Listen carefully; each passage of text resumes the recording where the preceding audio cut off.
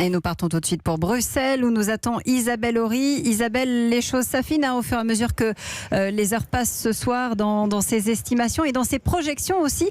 À quoi va ressembler le futur Parlement européen ?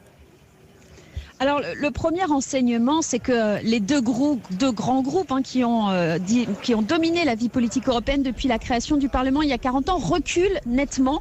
À eux deux, ils n'ont plus la majorité au niveau européen qu'ils avaient avant, qu'ils ont eu pendant toutes ces décennies. Les conservateurs ont perdu des plumes en Allemagne, en France, en Espagne, les sociodémocrates aussi.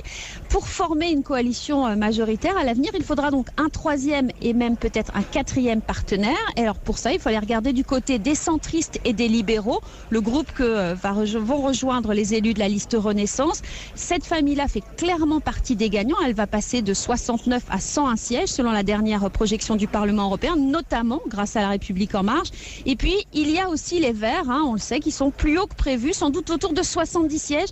Ils ont marqué des points à travers toute l'Europe, en Allemagne, en France, en Autriche, aux Pays-Bas, en Irlande, en Scandinavie.